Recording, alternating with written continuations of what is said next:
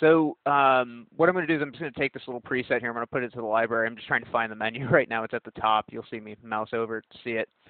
This is really useful, and you guys can save these to like network locations and that kind of stuff, so you can like kind of share it with everyone. And well, I mean, you can save them on the network and then you copy them locally, I believe. But it's really useful to do this because you can basically just start making your own materials from this, and this is kind of what the team's kind of hoping for with Quixel and that kind of stuff, is that you guys can expand your stuff, or I mean, obviously you can use the defaults because they're super solid, but it's really useful to be able to go in and really quickly go, oh, I'm going to make my own thing now, and be able to save that later, and then alter that preset and make something new, and alter that preset and make something new, and you just build and build and build and build and build, which is really, really awesome. Something else too, just to call out, like with your trim textures and stuff, this is a good example because it's just on a cube. You can see how it's wrapping around the cube. That's what you're after, right? You're after it being seam correctly, in either left and right, top to bottom, or both directions, depending on what you're doing. And in this case, since they're trims, the up and down, the left and right, or I guess left and right, looking at the screen, they'll tile totally fine. Like, it's just expected that it'll do that. And it's really nice, and it makes them really useful. So, like, typically what I'll do is I'll have a trim sheet, and then I'll have like a tiling floor sheet, and then you just build on it. And again, if you watch Alex's stuff, and Alex shows some really awesome stuff, you guys can build up with extra geometry and stuff, and really push the silhouettes and stuff of the underlying of the surface. And with these trim textures, it just works. It's really, really nice. And it's a really efficient way to work, and you can really mass out a lot of stuff really quickly. Got to have the Slayer playing. Now we're going over to a little bit happier music. It was awesome, like, because I was working, right, and this is sped up, but as I'm working, right, I'm like listening to it. I'm like, oh, we're on their new album, and plays all the way through my massive Slayer collection. I'm like, oh, now we're on South of Heaven. South of Heaven's a great album, by the way. If you guys are looking to get into Slayer, it's a great entry point for Slayer. You guys are like, why are you talking to me about this? We're making trim textures. It's important. Slayer is important. It's a good band. Very happy, very positive. So yeah, like right now I'm just playing with different blend options. Obviously you have all of your same Photoshop functionality, the blend in terms of the layers, like the mults and that kind of stuff. Unfortunately, we still don't have the layer blend yet. I don't know how they're going to do that. I got to email them actually and ask them about it, because it'd be really nice if they could actually implement that. It would really save a ton of time.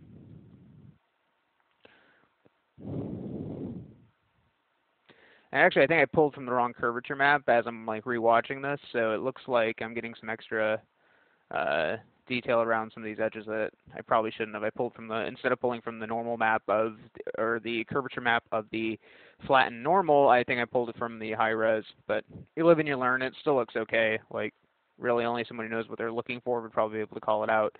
And right now I'm just playing with the surfaces and trying to get kind of the each of the colored patches to be the same, to have a little bit of a slightly different property. Now, truth be told, I would honestly, these colors wouldn't really go together. They're not homogeneous, I don't think. They don't really feel right to me. But it helps with the division, and it helps for you guys to see this a little bit. And, again, in Unreal, we would author these gray, right? So we could use the masks to tint them in Unreal. But for right now, this is going to be what it is. It's going to be a single texture. So awesome, guys. Keep on rocking. I'm just going to see. Look at that shiny nice little god ray. It's like ping. It's really nice. All right. We'll move right along.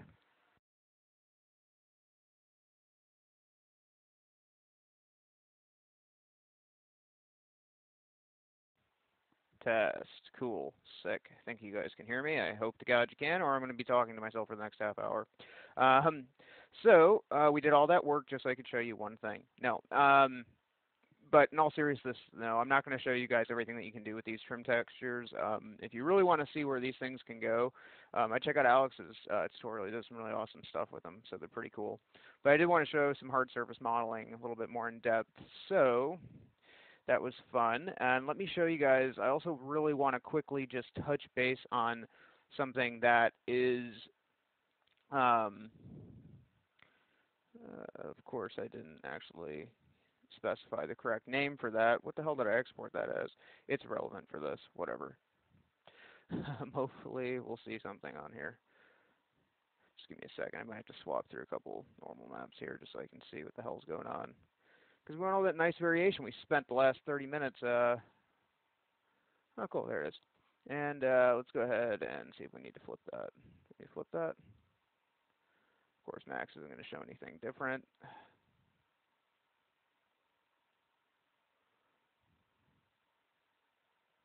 Interesting. All right, well, another bug with 3D Studio. I like how that doesn't work anymore. You should see this change. We should see this actually change straight in the viewport. What in the name of God? Okay, whatever. So what I'm going to do here is, actually, you know what? I'm just going to use a different normal here because that's actually looking a little muddy. So it's okay. That's why we have like 50 of them. There we go. That looks a lot better.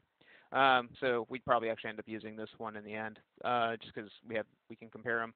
But that's not important. That's not what I'm actually talking about right now. So first thing I'm going to do is I want to turn on preserve UVs here. And I'm going to just take an edge here and I'm just going to drop it. Now, again, we built these on the grid so we can kind of cut them apart. That is not a prerequisite to this because, you know, frankly, like once you start actually using this technique and you start actually like breaking it apart and splitting it, you're going to do a bunch of things to this. So, and none of them are going to be kind of like set on the grid. I mean, you're going to do all kinds of random shit to it. But what I want to talk about is what happens with a normal map when we mirror it. Let's see here. Unless they've fixed this problem, which I doubt they have, but we'll find out. So we're going to drop a symmetry modifier on this, and we're just going to flip it. Okay, so already, let me just get off of edge faces here so we can see this. And I'm going to drop a light in here, so this will probably hopefully help us. Let's crank the specularity up on the surface so we can see this breaking. Or not breaking, it's actually doing kind of what it's supposed to be doing. We're just telling it to do the wrong thing, and I'll explain what I mean in just 2 seconds here. It really should start mapping everything to hotkeys. I don't do that though because inevitably, because like when I was starting off, like in kind of in games and stuff, I worked at an architecture firm, and you know, right, wrong, or indifferent, they were a little unorthodox in their approaches of stuff. Actually, that looks like it totally is fine. Huh, weird. But they didn't allow me to basically to utilize custom hotkeys, and they had their own custom hotkeys. So I had to relearn all of like Max's. Or I didn't even say I relearned it. It was a freaking nightmare. But besides the point. So that's why I kind of keep everything at default. So basically, like if you go to mirror an object here, and let me just not use symmetry because I think symmetry is actually fixing the problem. Let's just do a straight mirror. Copy. I'm just going to slide this guy over. Convert to editable poly. Reset X form. Okay, so now it's flipped. That's good. Convert to editable poly. Grab that and flip that.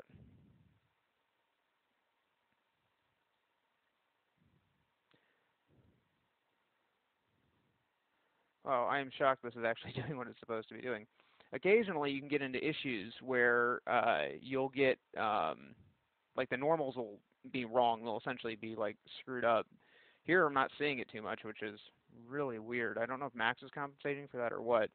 But what I recommend doing is, if you're going to mirror something, just as a good habit, is you can't, like if I go to flip this, let me flip mirror horizontal. Mirror vertical? No, mirror. There's a flip.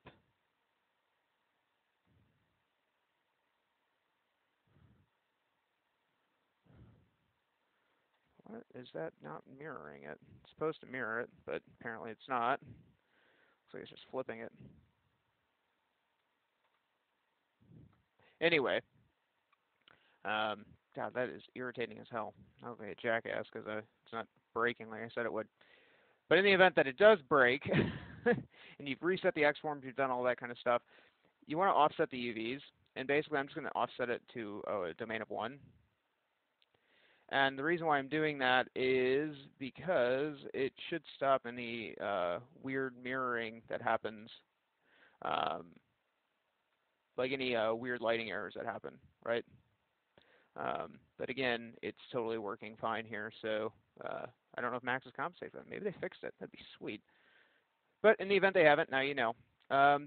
The other thing, too, is with these trim textures, right, I'm going to make sure preserve UVs are on here so we can quickly just show some of this stuff.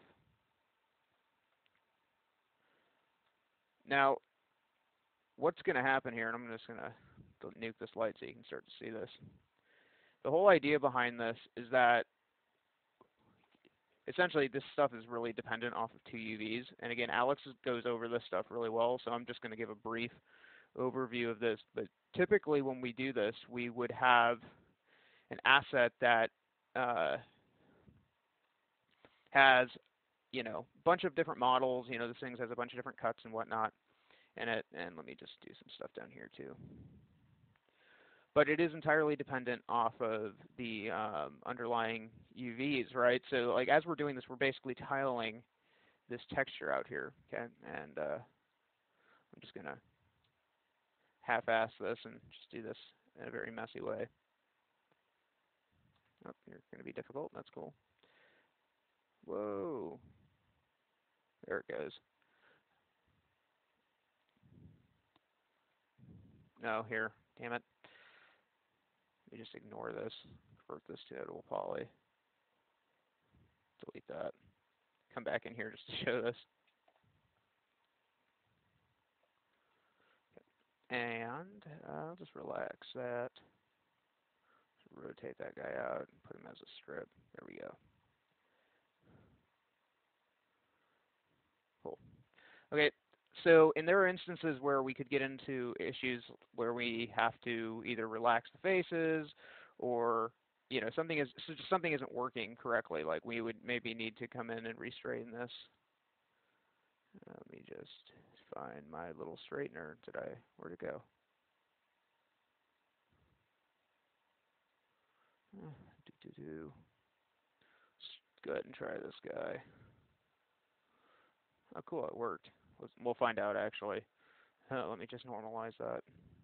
What? I said normalize that. Thank you. God, it'd be difficult. It wants me to swear at it. That's how Max is. Me and Max have a very abusive relationship. I pretty much spend most of my time screaming and swearing at it, and it does what I ask it to. It works out. But here, I'll show you this really quick.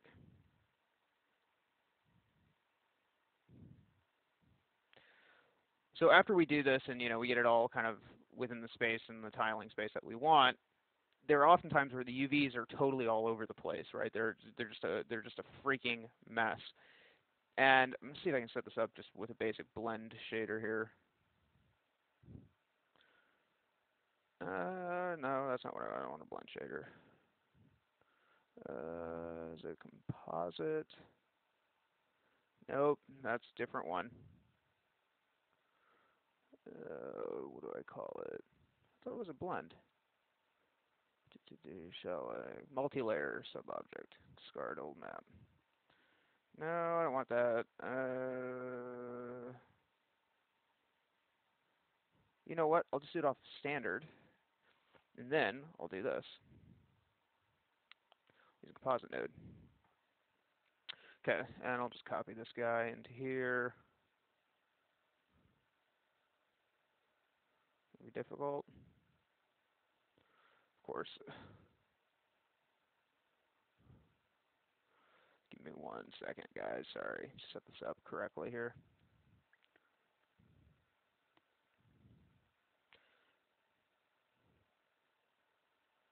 We're just going to paste this as an instance into the bump.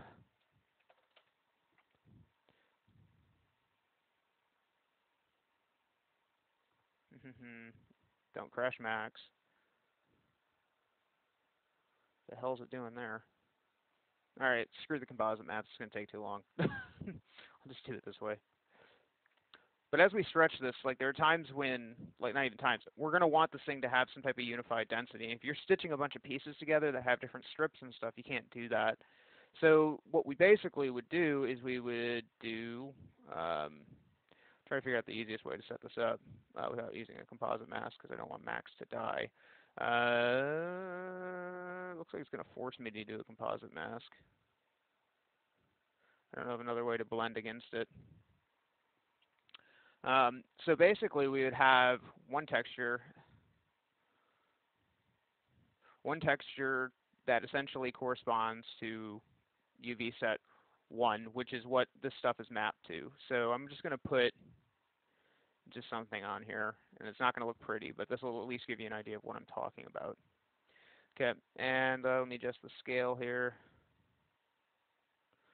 3 by 3 by 3. Okay. Now after that, we want to probably have something to unify all the surfaces. So if we have another section of this guy, I'm just going to move him over here, and I'm going to do something terrible to the UVs for him.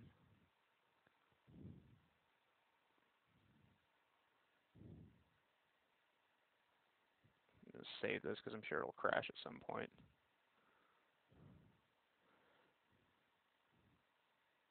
I don't even know what's this look like. This will do. Freeform. And I don't know. Maybe we want it to look bad, so we're going to do something like this. Or maybe we only want to use just like this one section for it, which is really common, right? Like you would maybe only use like this one strip section here. Okay. The problem obviously now is that these texel densities are entirely off and they're different.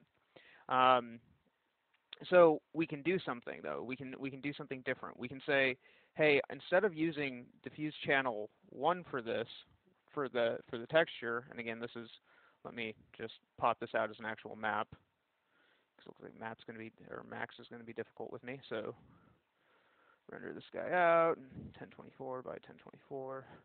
Not that. Desktop. JPEG demo.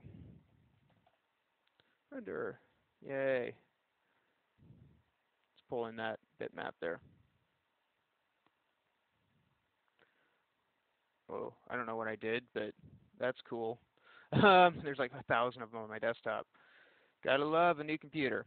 Okay, anyway, so now that I have this, I could basically go into Max and say, hey, instead of using diffuse channel 1, and we do this in Unreal as well, instead of using, and Alex shows this, so I'm not going to go show it in Unreal, I'm just giving you a brief explanation of this. Instead of map channel 1, let's use map channel 2. Watch this freak out. Okay, we're not, that's cool. And now, let's come under here, UV map, say box there. And instead of UV map channel like 1, let's use UV map channel 2. Let's adjust the tiling of that.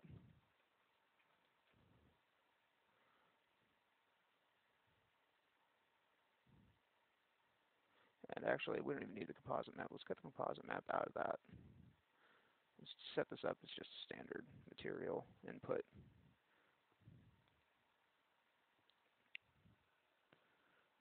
Open. Put that to there. And ta-da. Okay, so again, this is really useful, especially like if you need to like keep everything unified. So we could literally say, I'm just gonna set this like 50 by 50 by 50.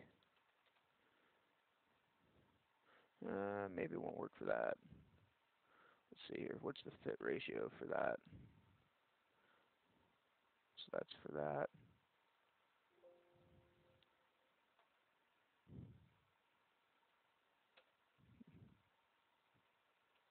That's still screwing up. We'll get something like this. Kind of just eyeball it.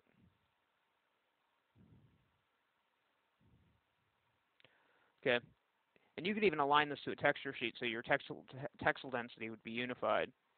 Okay, and you could even have a secondary UV set for the normal, or not a secondary UV set, but you could have an additional normal map that would blend on top of this that would correspond to whatever your diffuse texture is for your secondary UV set.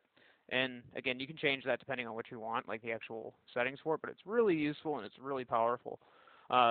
So hopefully, that makes sense. Again, all I did, just to reiterate, was we have a normal map that's pointing to UV channel 1. We're stretching that, right? Doing some crazy stuff with it. And then we're reprojecting the tiling textures to it. Now, this guy, again, this is his little gumroad. He's the master at this, or he's one of the really good guys who does it. Paul Prepare used to do a lot of this stuff for his stuff, and it's a really good in-depth walkthrough. So I'd recommend going and checking it out. Awesome, guys. So that's going to wrap up this kind of trim/normal texturing demo. I'm sure you guys are ecstatic, and just keep on going.